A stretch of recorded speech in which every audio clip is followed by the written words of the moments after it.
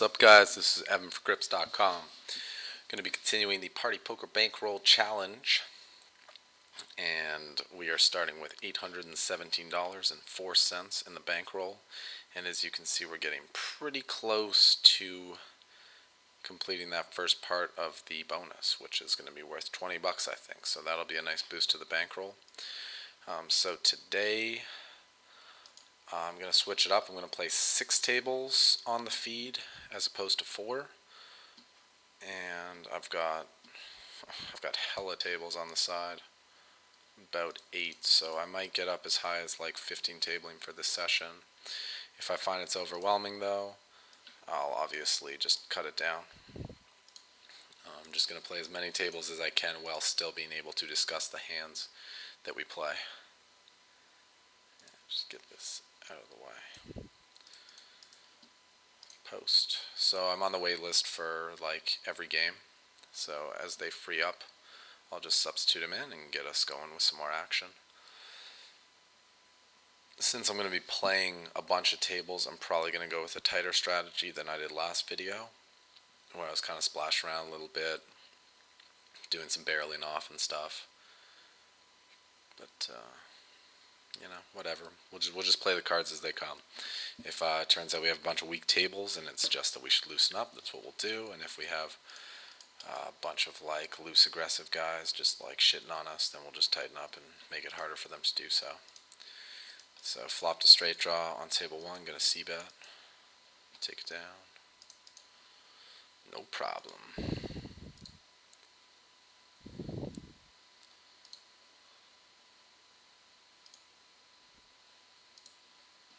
Some seats freeing up. Where? There it is. There it is. So bring that over. Hopefully this tiling function works. Good. Good. Ooh, ace king. Table 1. Defo raise. And I think for this video I'm just going to try raising 3x from all positions. In other videos I've experimented with min raising on the button, but I think it'll just make things easier and more consistent if I just stick with one raise size. Seat open.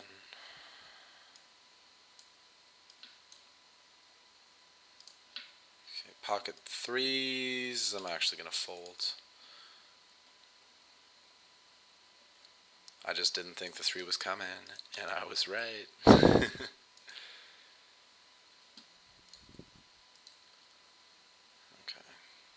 Some more seats going to be freeing up. We'll be 6 tabling in no time.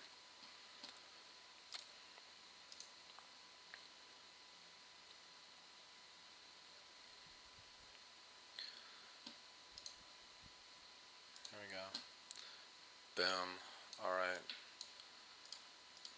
Full speed ahead. Let's fucking grind. So my goal this session, I'm going to play for like 45 minutes, and I'm going to try to win between 1 and 2 buy-ins. Anything less than that will be a disappointment. Anything more than that, nice little bonus. Can't complain. 4-6 offsuit on the button, table 5, just going to auto fold that. Table 2. Looks like we're going to be able to get multi-way action, so that's a good spot with the pocket pair. We'll call, try to see a flop. Ooh, he flopped a set. Sick. Check.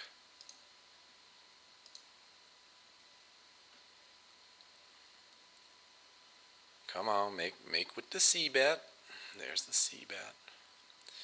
And this board is so dry that I'm going to go ahead and slow play. I'm just going to call to try to invite Melania 80 into the pot. Wow, this guy calls. Could be strong. Alright, I'm going to raise. We'll get the short stack all in for sure, and then the other guy can make a decision. But if we overcall here, we look pretty fucking strong. So we're not going to get that much more action by overcalling than we would by check raising.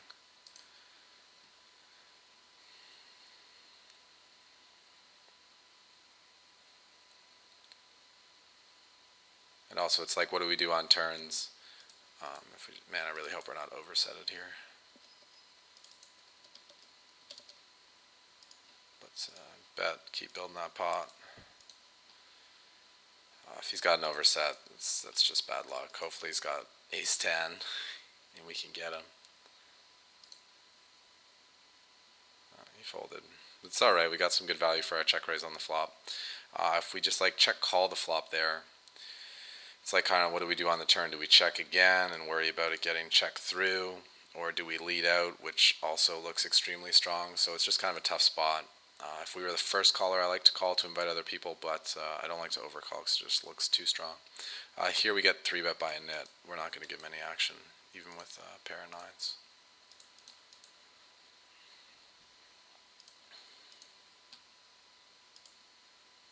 Queen 9 in the cutoff, folding, even if folded too. Not quite a strong enough hand to open with. Yeah, we're getting hella games now. At this point, I'm 10 tabling. Hopefully I can keep up. I'm just going to use my auto fold features to save time on the simple decisions and leave myself more time for the tougher decisions.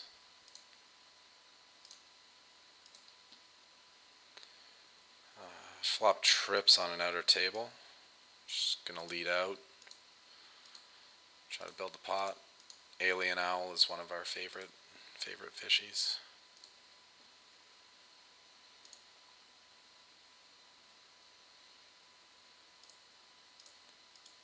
Okay, nothing doing. Queen 10 is a good enough hand to raise in the cutoff on table 6. Getting it through.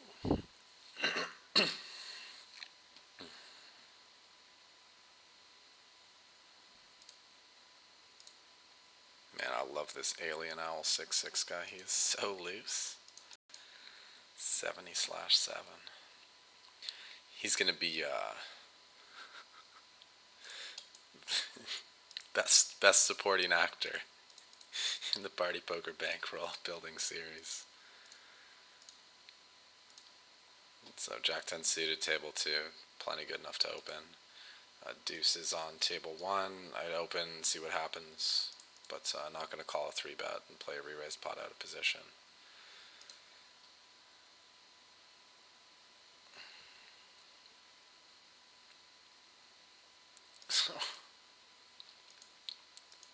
Pretty good flop, table 2. Still not going to slow play though. If he has any piece of the board, he's going to put some money in. I'm going to bet a size that maybe he can even peel with an overcard or something. But I don't want to check back there. I could. I guess he had a short enough stack that he might try to bluff at it. And if he has like 2 overcards, it's okay to let him see a turn card and maybe make a pair that he then stacks off with. But I just figured if he had any piece, he was going to go for it.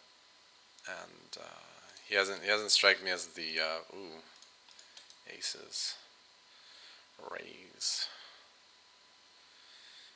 Give me some fucking action, boys. Oh, 3-bet the button. You know you want to. You know you want to. Just a call. Pretty dry flop. C-bet. Hope he's got king queen. He didn't have king queen. Oh, aces again. I love how the table flashes and just lets me like, yo, buddy, pay attention. You got the goods. The guy who's opening is really tight too, so I'm just gonna re-raise him and hope that he's got one of the strong hands in his range that he won't be able to fold. Ooh, it's a squeeze spot now too. Fucking nut. I'm just gonna make it $3. Gonna check with mid pair on table 1. Not checking to fold. Just checking to give myself a chance to get more value later. Check again, and if he checks back, I'll value bet the river, but I'm definitely calling if he bets. Ooh, not the best river. I'll just check it down. I think if he has a pocket pair that we beat, he's going to check back. And if he has an ace, he'll bet. So I'm actually probably just check folding the river there. Alright. Ace, ace. Let's go.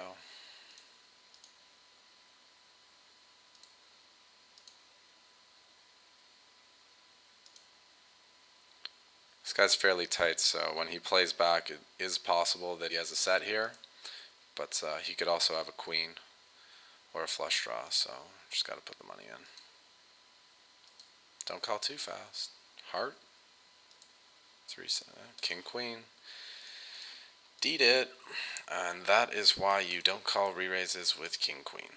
Even when you flop good, you still might be dead. Alright, table 2. Ideal spot to call suited connector. Play a multi-way pot. Flop top pair, it's not as good as if the board was just 3 random cards. The fact that the board's paired means that if we're up against an overpair, we only have 2 outs to catch a 10, as opposed to 5 outs, which is what it would be if it was like 10-7 deuce. Then we could hit a 9 as well as a 10 to improve to 2 pair trips.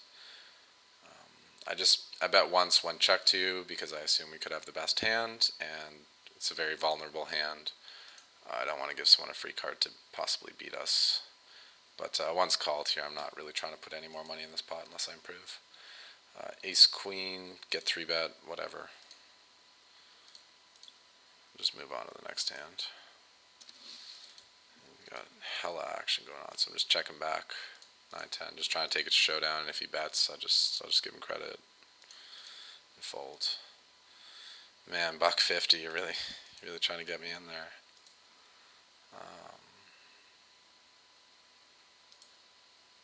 Nah, I'm not paying him off. It just looks like a 7.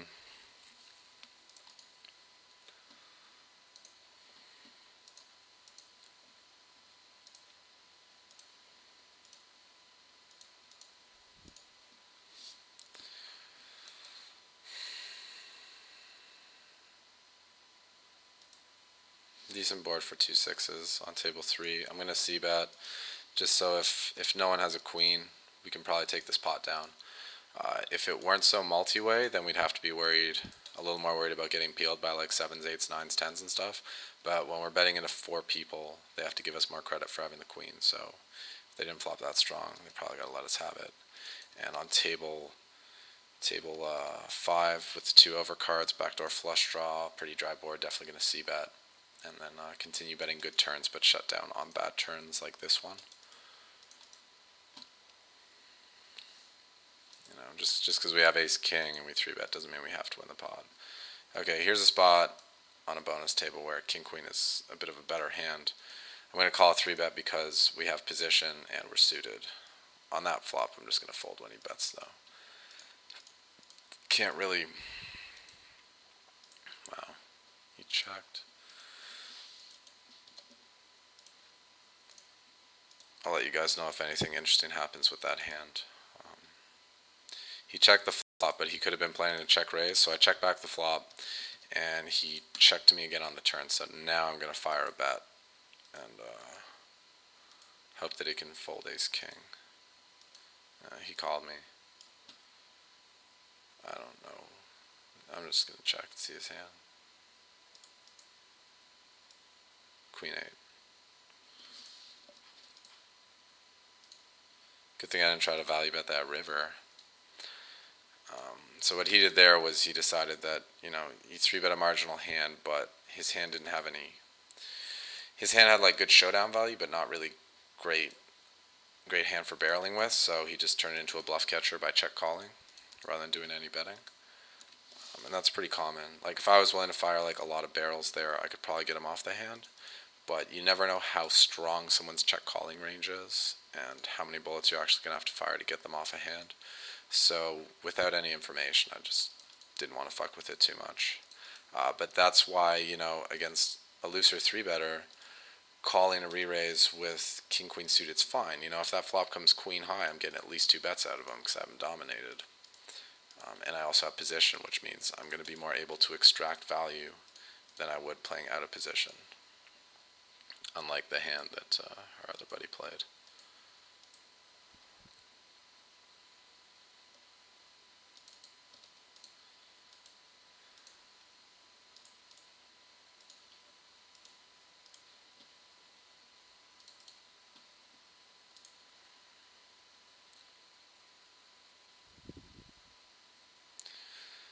so nice to have enough in the bankroll that I can actually just like auto rebuy.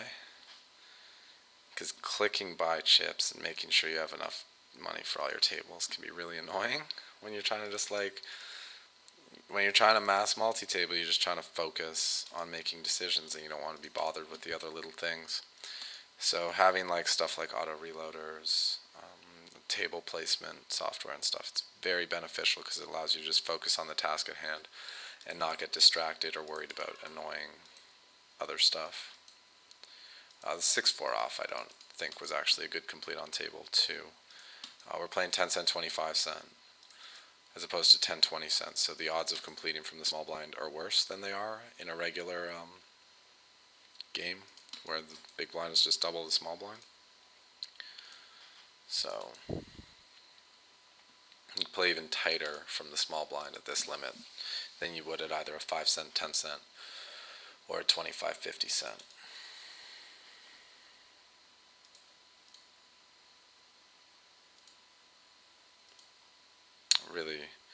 Really hope I can clear this bonus this session, get a free 20 bucks. That'd be alright. Helps the cause.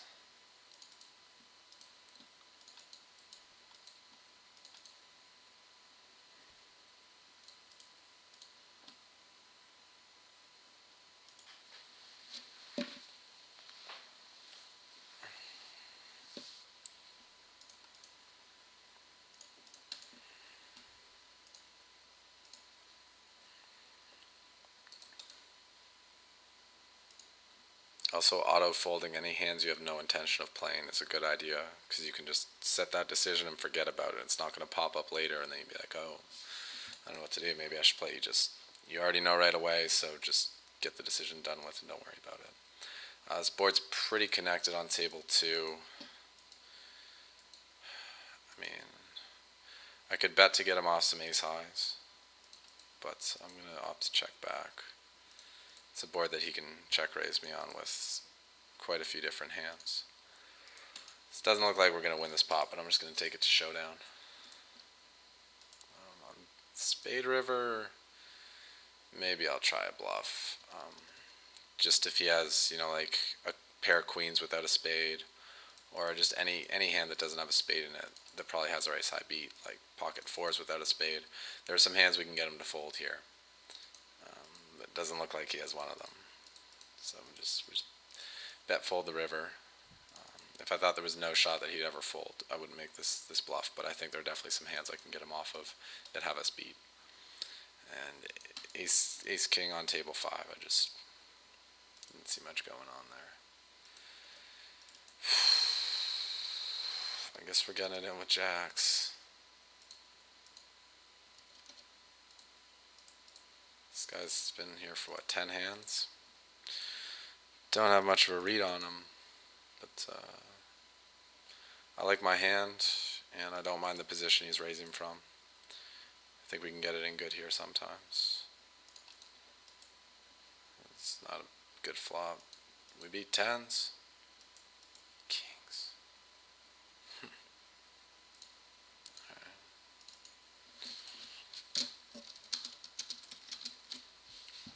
I'm just making a note of that, so I know next time to just flat call pre-flop. I'm not too familiar with the raise sizes at these games.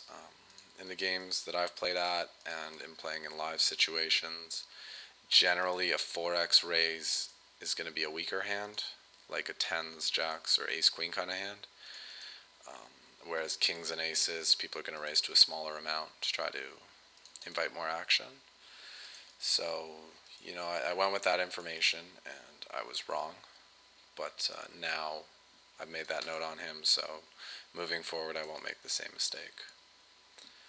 It's a little bit of a cooler when you've got jacks facing, a cutoff open and a call from small blind in a short-handed game. But when you have information that suggests you shouldn't just go with it, then you have to respect that. It's only a cooler until you have information that dictates otherwise. So 3's under the gun. I didn't open because it's just like an all-reg table.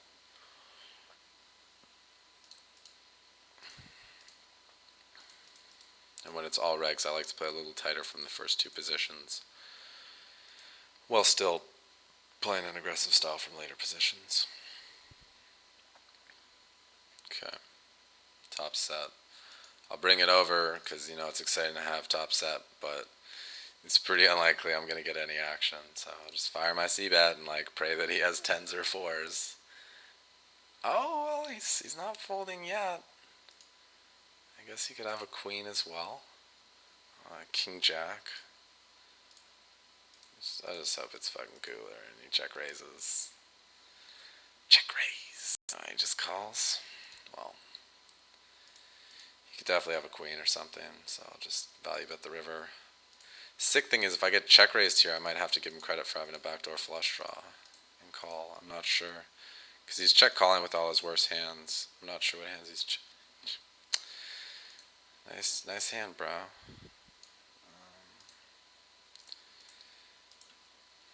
Nothing. I'm obviously disappointed I lost the pot, but there's nothing wrong with this play. Um, his defend pre-flop is a little bit loose with the king 10 suited facing early position open, but it's fine. Oh, we got pair aces against our favorite fish. We're just going with it. And table 2 is looking good. Sorry, a lot of action right now. I'll get back to the dialogue in a minute. Wow, how did we miss? I'm gonna bluff the river. All in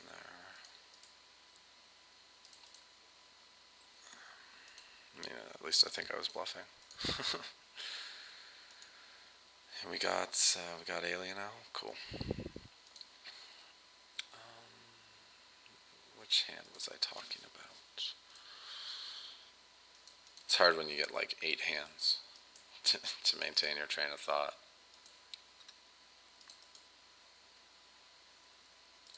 I was talking about pocket jacks. Against some players, they're good to get all in pre-flop. Against other players, you have to be cautious. You just need to identify who's who. And the more you play with people, the more accurate your reads will be, the larger your hand sample will be, so your stats on your tracker devices will be more accurate, and you can make good decisions as to who to get them in against. Like if a guy's playing like 18-15 or something, do not stack off with pocket jacks. If a guy's playing like 27-22, you can probably feel alright about getting it in. Obviously their 3-bet, their 4-bet, their 5-bet stats matter as well, but just to give you guys a basic framework.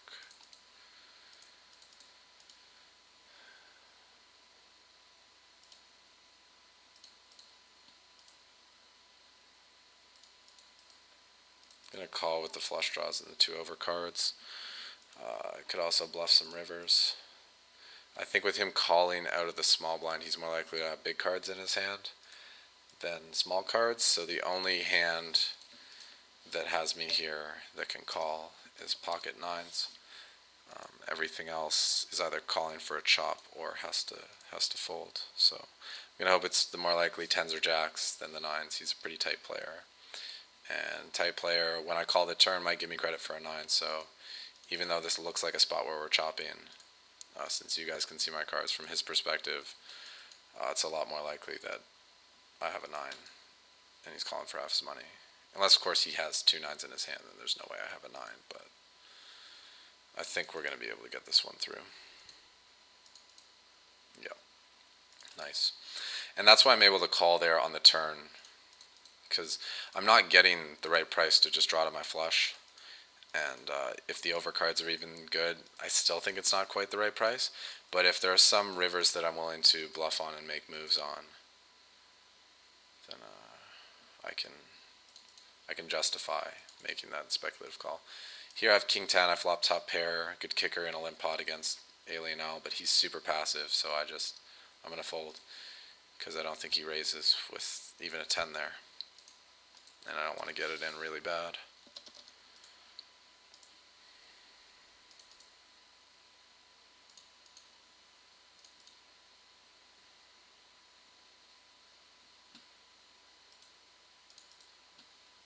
Not trying to play 8s from the small blind against the under the gun range. It's cool if I flop a set, but other than that, most times it's just pretty shitty. Alright, I still don't know what these guys' deals are, but I've 3-bet this guy before, and he 4-bet me.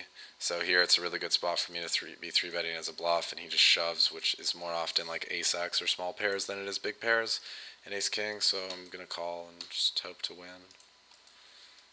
Really hope he has a fucking small pair. Ace-queen.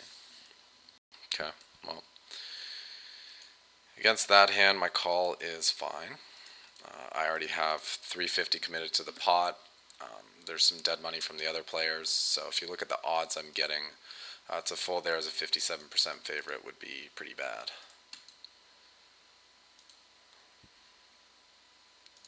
Damn, these guys are really fucking with my goal of trying to make a buy into 2 buy-ins this session. Might be down a little bit at this point. Here, ace-king suited against a tight player. I just flat. There's no point in 3-betting. He's under the gun range. Because he might even fold a hand like ace-queen to the 3-bet. And he's not going to stack off with worse. And post-flop, I can still win the pot even when I don't hit. If he just, check folds. That's where he fold, yeah. Good fold. But by calling, I can keep in like ace-queen, ace-jack if he has that, king-queen. So on some boards, I can extract a couple of bets from him.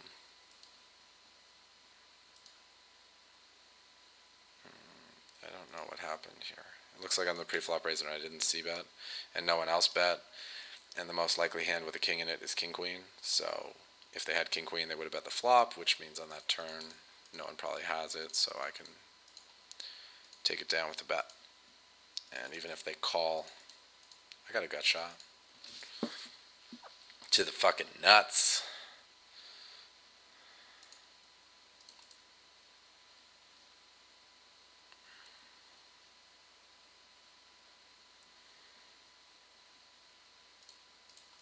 Wow, this alien owl guy plays like a lot of tables.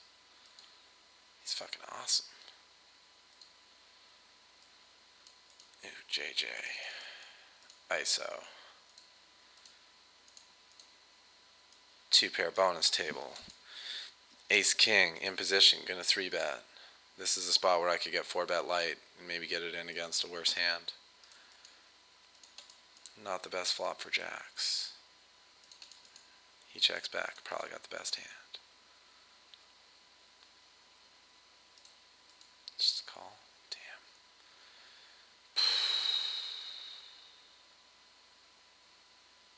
I don't know if he calls with the 9 once the king comes on the river, but he could bet with missed hearts or a missed straight draw. So I think checking there with the intention of calling a bet is better than betting myself. And here ace-king on table 6, I'm just going to c-bet. It's a pretty bad board for the 3-bet caller's range. Now deuces, I'm checking down. Losing a 5s, no big deal. Put in 3 big blinds pre-flop, put in no money post-flop. It's not about how many pots you win or lose, it's about how much you put in when you're ahead and how good you are at being able to fold when you're behind. King-jack on an all-regs table, table 6, not gonna fuck with it. Not gonna fucks. Oh, and I'm almost done my bonus. Almost done my bonus.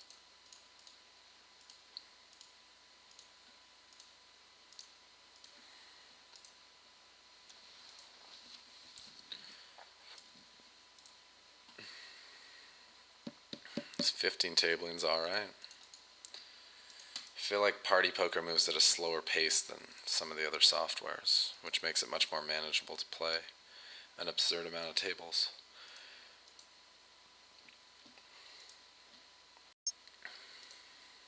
One of them got 4-handed though, so I quit that game. My style of play is much more suited to 6-handed and 5-handed than it is to 4-handed or 3-handed. So if I see a game breaking, I do the discipline thing and get up. Unless, of course, if there's a big fish in the game and there's money to be made, then I'm in no rush. I'll play 3-handed. I'll play heads up. If I've got a live one in there, I'm gonna steal these blinds with pocket aces on table 4. Hell yeah! Hell yeah, give me that 35 cents. Come on, you know you want to give me that 35 cents. Yeah. Do I want to get in the ace queen? Yeah, whatever. The guy's 4-bet on table 6 is really high.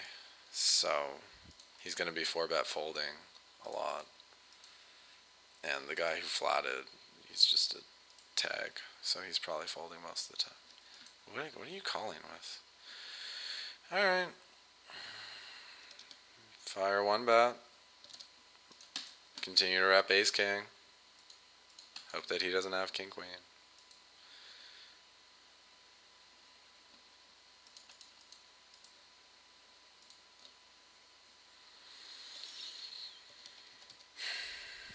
Okay. Whatever. Nice hand. That's a board that I'm going to be c-betting 100% of the time. So whether I'm bluffing or value betting, I'm betting there.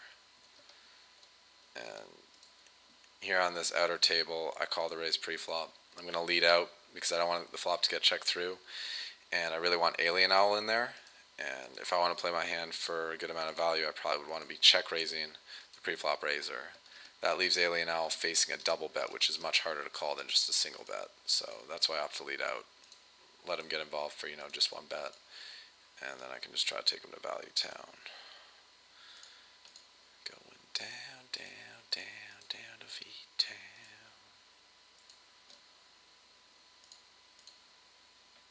Yeah, the guy always folds river. I never know what he's calling me with. Jack's on an outer table. I just called the raise pre.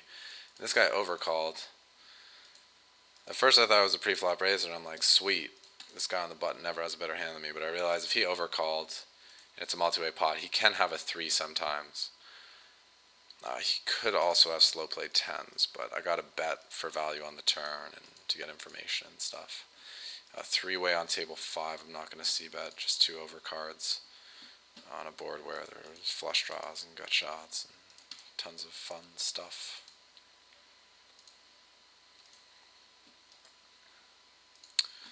Looks like I could have maybe won this pot, but whatever. I like to, your net. First 3-bet, strong positions. I'm going to call with these 7s because I think this guy's range is really strong, so our chances of getting paid if we hit a set are really high. But even on a board like this where it looks good for our hand, if you think about the range of hands he's 3-betting us with, especially when we're under the gun and he's in the small blind, the only hand we're ahead of is ace king. And if he's going to 2-barrel that hand anyway, we have no way of knowing whether he's got ace king or ace ace. So even on a board that looks good for our hand, I'm still going to fold because my intention with that hand was to play the hand for set value, and we didn't hit our set. Here with ace queen, I'm going to call. I wanted to give the big blind a chance to get in there because he's a pretty loose player. I didn't want to 3-bet and shut him out of the pot. I also didn't really want to get 4-bet when I have ace queen because I'm not trying to get all in with it. But here with a good ace high on a board where he's just going to be c-betting 100% of his range, I'm going to call because we still have the best hand sometimes. Kind of hoping it gets checked down. We could also have picked up a backdoor flush draw, which we would obviously call another bet with. Going to turn the hand into a bluff because if he has a hand like pocket 4s through pocket 7s, he's probably going to fold on this river. And if he has a king, whatever, a nice hand. But I think I can get him to fold a bunch there. A bunch of hands that would beat me at showdown. So that's where, I mixed it up. I was willing to work on the fly and change my game plan. My initial plan was to just play the hand for showdown value, but then it became a good opportunity to turn my hand into a bluff. So that's what I did. And here, ace king, I'm 4-betting and calling it off. If this guy wants to dance. He wants to dance.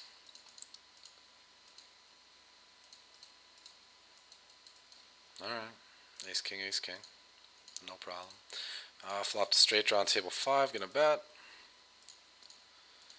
We got a lot of action right now. A lot of action. Just got scammed on one of the outer tables. Guy peeled me with bottom pair. River trips. Value bet like a quarter of the pot. Couldn't fold.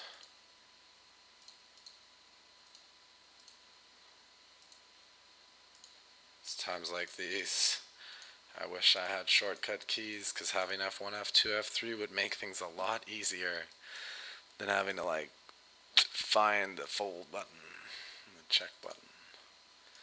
That's okay. Maybe someone can tell me how to change the options on Partypoker to customize my shortcut keys. Right now my shortcut keys are pretty shit. Control left. What? No! Look at this brutal fold I made. I would have flopped a flush. There's a limp. I completed. Then it got raised, and I was like, damn, king 9 suited. Oop, not really feeling it. And then they're like, are you sure about that? And I was like, yeah, next time in that position, I'll still fold, because it's not a profitable pre-flop speculation.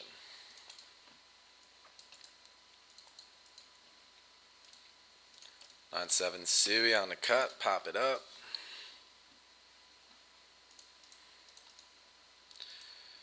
We got our fish in the pot. I guess he's more of an aggro. Whatever. The guy we wanted to play with is in the pot. Now we just need to not get squeezed by the fucking regs. They're both pretty nitty. It's pretty unlikely we got them 3-bet here.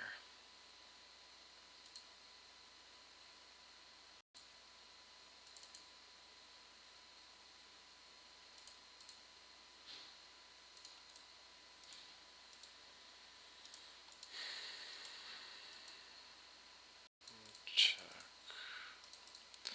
That's a very good turn.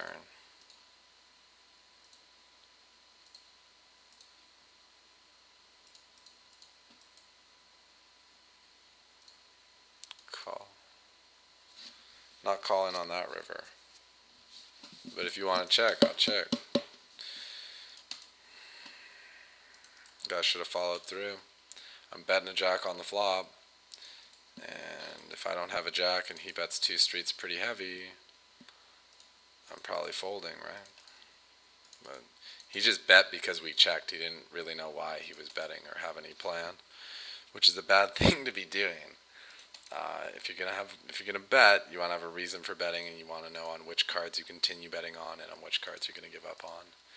And honestly, I didn't even want to see bet these 4s on 8-8-7 because this guy's a douche and he likes to make moves and stuff, and people who like to make moves especially love making moves on low paired boards.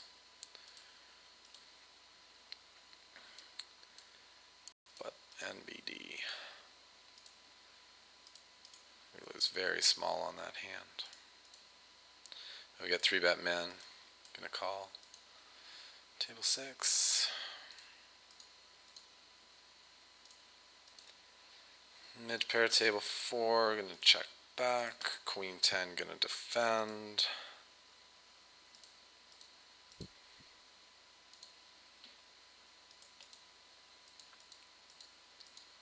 Same guy, Blaster.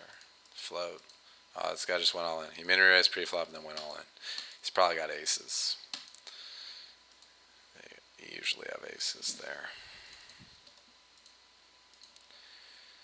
Alright, well, I was floating on table 2, hoping that he might shut down, but he's not shutting down, so we're going to fold.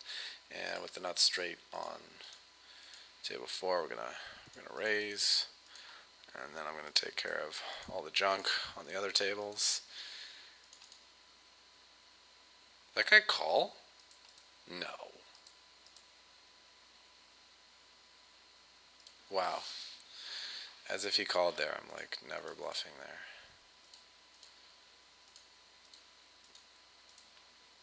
So much shit going on. A weird spot on outer table. I 3-bet this guy blind versus blind. And then check back flop. And then he bet. And like, all the pocket pairs that have me beat are gonna 4-bet pre-flop. So, and he could have king queen or like ace queen or whatever. So unless he has a jack, I'm winning. And I think he has more hands that don't have jacks than them that do have jacks. 2 10s, great, very nice value bet. Very nice value bet. That was the only hand. I thought he might 4-bet that pre. I guess calling's okay. It makes the hand really difficult to play though. But he did a good job of evaluating the fact that I probably would have c-bet a jack on the flop. So when I check back, he can value bet 2 streets because, well, if I had a better hand than him, I would have bet it myself on the flop. So there's nothing to be scared of on the river. Here, outer table, I don't know. I raised pre, and then I bet the flop, and then I turned top pair, so I kept betting. This guy's kind of fishy, so I figure you can call me with a pocket pair or a 7, as well as a flush. So I think it's fine to value bet with a pretty good hand here. It's hard for him to put me on the queen, so it's easy for him to make a hero call with some worse stuff. Yeah, got him. Got to make sure you extract that value when you do get lucky in spots. You can't just be passive and try to take to showdown and be afraid of the worst case scenario. He had 2 10s, which is fine. He had the 10 of hearts, which is probably why he called the turn no problem. But he's probably checking that back if I check the river, so I'm missing out on a bet, and it's a river bet, so it's a big bet. And that's bad. You can't be missing value bets.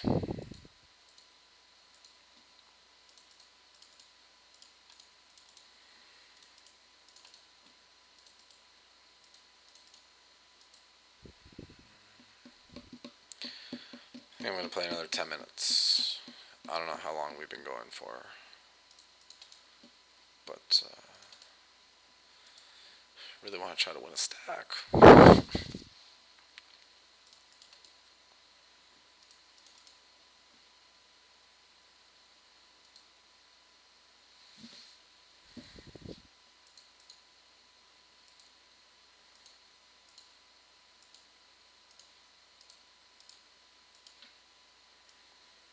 Here, outer table, I called a raise with king jack suited because I had position and I had a suited hand. Pretty bad flop. Just pass. If I had flopped any smidgen of equity, I would have found an excuse to at least float. And pay to man's been giving me a hard time, so I'm just gonna be opening pretty tight from the small blind and hope that he still tries to fuck with me when I'm playing that tighter range, because I'll have a good enough hand to defend. So top P's with the a7, gonna v-bet against this nit, whatever, we'll play position. Just because, like, even though he's playing really tight, so he's gonna have really strong hands, he's probably also gonna be fairly easy to move off on like bad boards for him. If I just like raise him. This isn't one of the boards. Looking for like well, I want to say a board that doesn't hit my hand, but I guess most of them do, that are low and connected. Like Jack 9, 6, flush draw, something. Table 3, all aces beat me. Even if 4 beats me, flush beats me, 3 beats me. Not being enough, I'm just going to fold.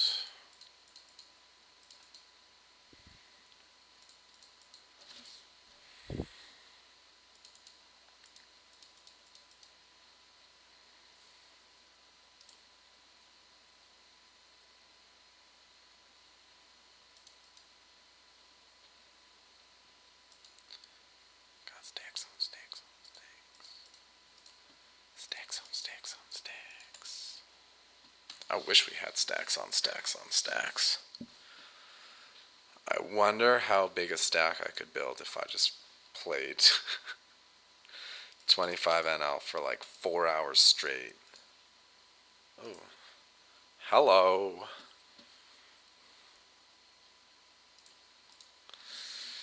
Yeah, give me that 10 cents, bro. Thanks. I wonder if they can see my cards. How else would they know? Flop top pair top kicker against, surprise surprise, Alien Owl. I'm just betting the whole way. As usual, he's peeling one and then folding.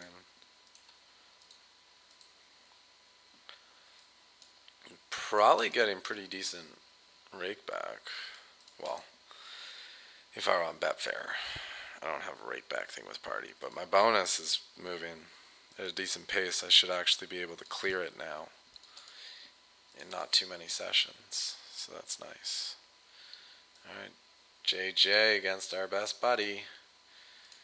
Time to fire.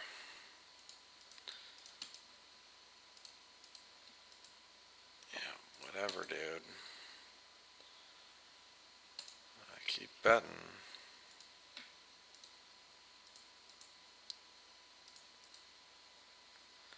Can you call an all in one time? He's folding. What are you calling the flop with and then folding? What do you have? I'll never understand. Oh, sick hand. Actually, not the best table for opening light on. Table 1.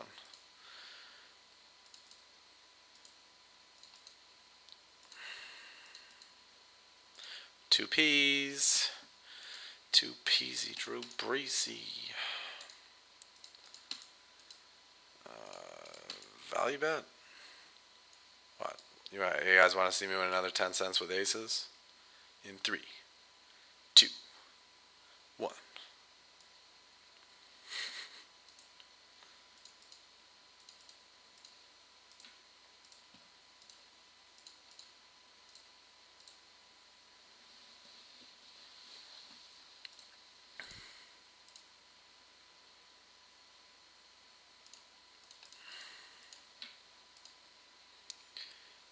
Alright, looks like games are starting to fall apart.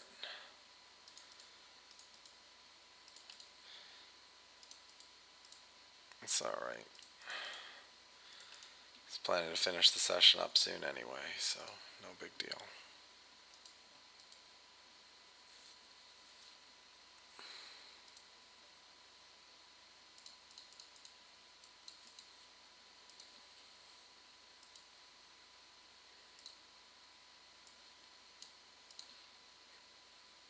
C-betting against Alien Owl. I mean, given that he always calls flop and folds turn, I probably would have two-barreled there, like, no matter what the turn was.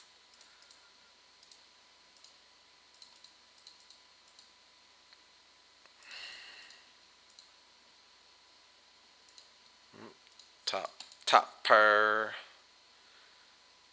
What? Damn, wasn't hoping for that. Alright, gonna have to play it on the fly here. Based on turn cards and sizing. It's a pretty good turn card for us. Aw, man. He was pulling the free card play, and the river brought both draws. That sucks. Well, cool, we won. Oh man, how many hands do we have on this guy? 13? Oh, I think I'm gonna go with this hand because it's blind versus blind. Table 4. It's the first time he's 3-bet though. God, and he bets full pot. It's so strong. So strong and he's passive. Whatever. I gotta go with the random donk factor here.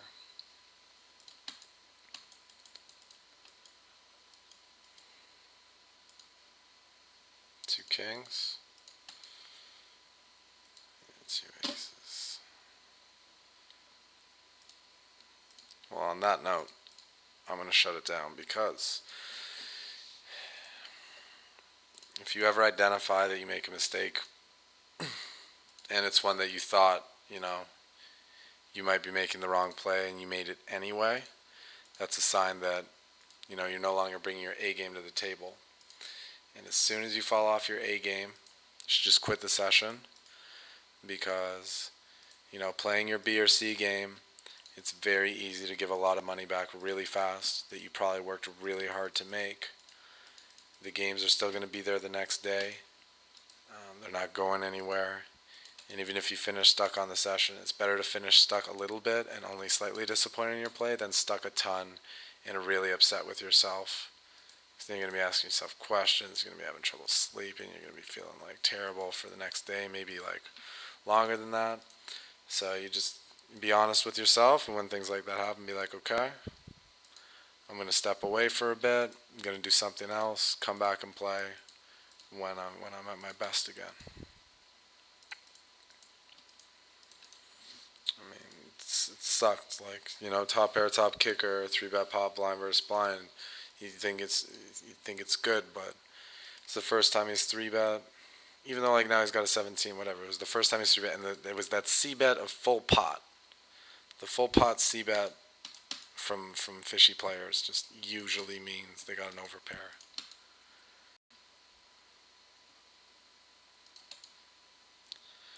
But it's all right. We got a big enough bankroll that we can make a couple bad plays here and there, and it's not gonna take us out of the game.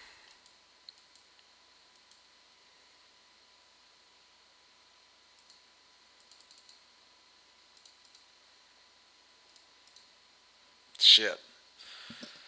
Didn't take off auto post on this table. God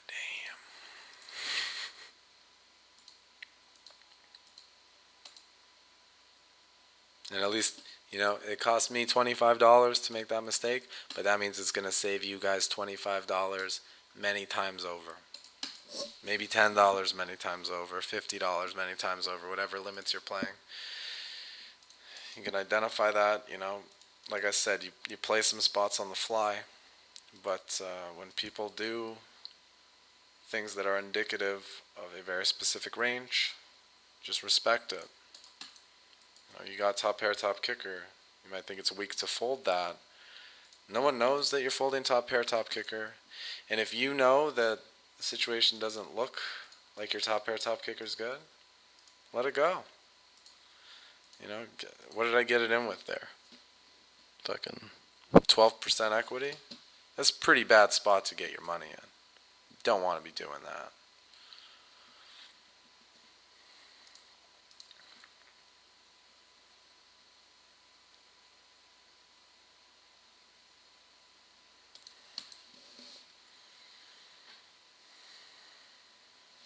No, I'd like to say if it wasn't on tape or if it was at a higher limit, I would go with the read and just let it go there. But it's worth the $25 for you guys to know about that situation and for you guys to be able to avoid it when it comes up in the future.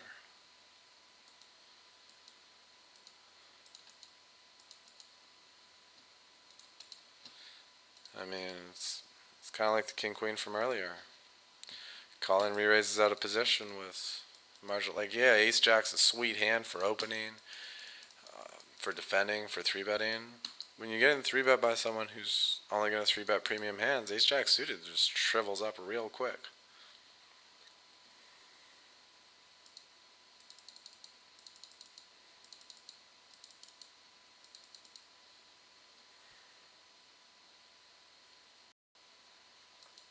So I got one more hand here, and then yeah, we'll just do the numbers, see how we finished up. Definitely did not achieve my goal. I should have just quit after the first 5 hands, and then I would have accomplished something.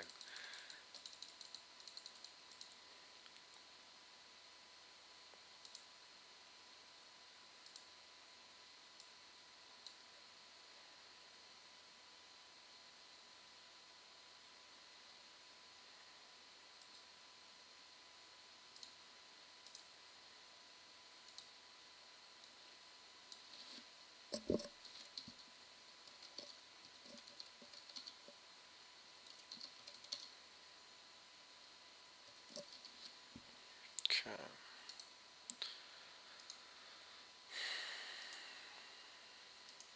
So we now have